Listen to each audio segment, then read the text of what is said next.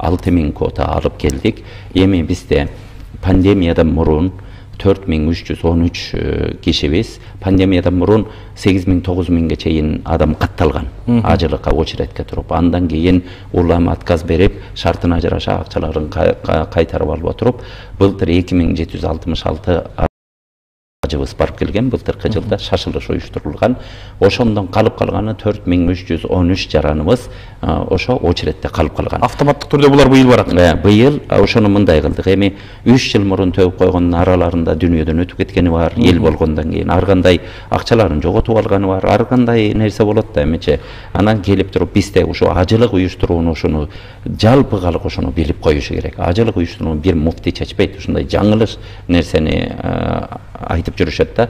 Биз 10 жылга жакындап калдык. Урышы да койсо убактылуу республикалык штаб түзөбүз. Ага эмне биздин жалпы кызматкерлер, муфтияттан бир 20дай кызматкер кирет. Андан башка мамлекеттик министерство, ведомстволордон биз катар кулу кайрылып бирден өкүл чакыртып алабыз. Алар кимдер? Улуттук коопсуздук комитетинен, ички иштер министрлигинен, тышкы иштер министрлигинен, президенттик аппараттан, андан башка дин иштер боюнча мамлекеттик комиссиясынан, чек ара кызматынан, граждандык авиациядан болбо туруп, бир 7-8 мамлекеттик кызматкерлер да келет. Быйыл ошо келип туруп урушуну түздүк.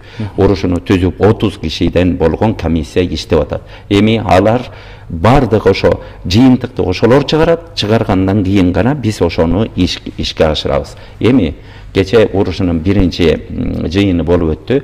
Жыйынында ушундай деп чечишти. 4313 жараныбыз турат. Биздин 6000 квотабыз бар. Азыр мынтсек башаламан болуп кетет. Жалпысын элге таратсак, жок, котур очереддегилердин акысы бар, 3 жыл күтүштү.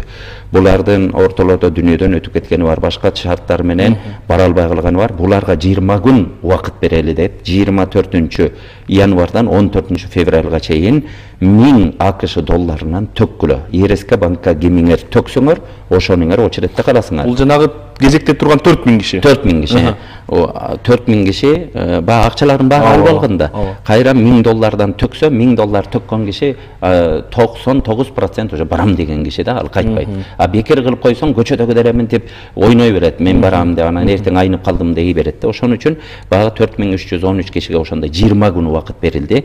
24-нөн 14-нө чейин 4313 кишинин бизде очередте турган РСК банктын мына башкы офисине бердик. Ал бүт филиалдарга таратты. Башка киши келсе да киргизбейт. Ошолордун данныйлары бар. Жалаң гана ошол кишилер келгенден кийин ошолор очередин алат. Эми 14 февралга барды. Барганда эми 4313 кишинен мүмкүн 3000 төгүп калар, мүмкүн 2000 төгүп калар, мүмкүн 4000 төгүп калар, мүмкүн баары төгүп калар. Иши кылып 14 февралда бардыгы жыйынтыкталат дагы. Канча киши төккөн болсо очередте турат, баа очередтен сактап, калган кишилерди списоктон очередтен чыгарат. Чыгарып туруп, анан 20 февралдан ошону угуп алсын, жалпы калкыбыз 20 февралдан старт берилет жалпы калкка.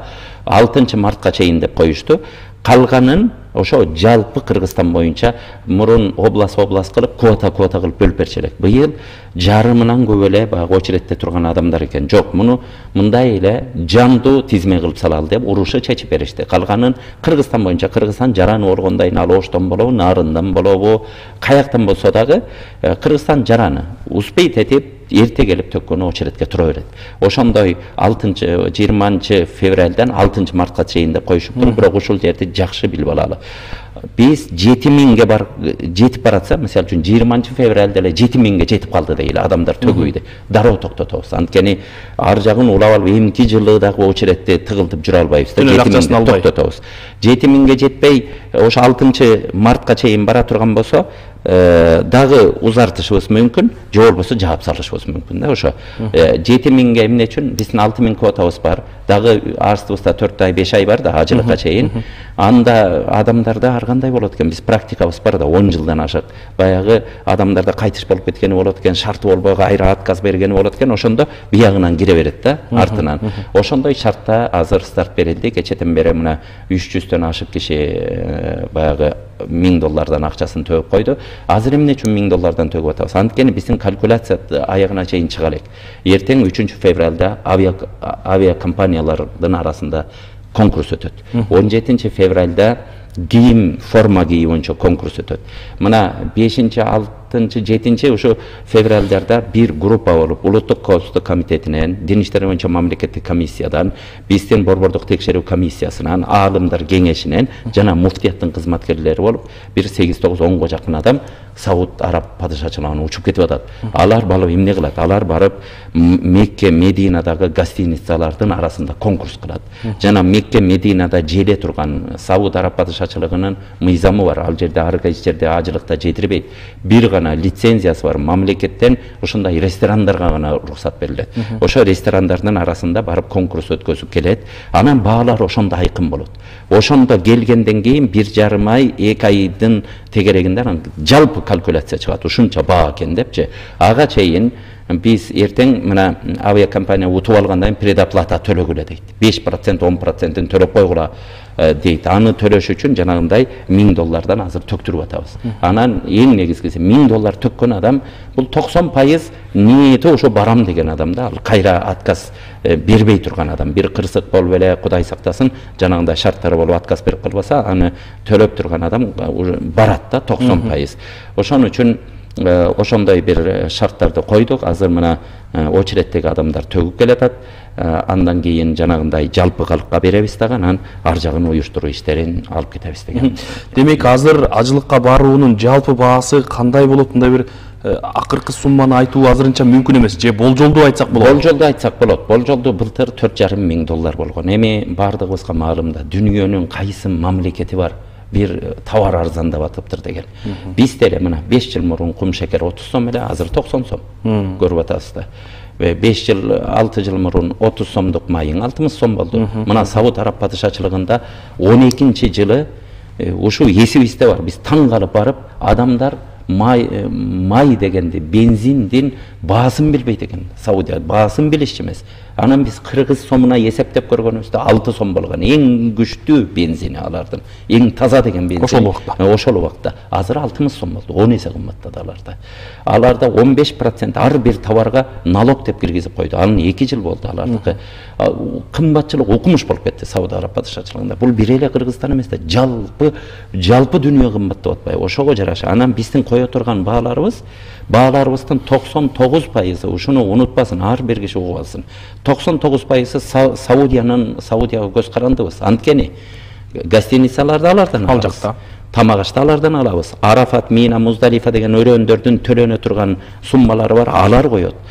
Бизде транспорттор, а жерде ташый турган автобустардын бааларын алар коет. Авиакомпаниялар бизде тилекке каршы мына 10 жылдан бери конкурс өткөзүп келебиз.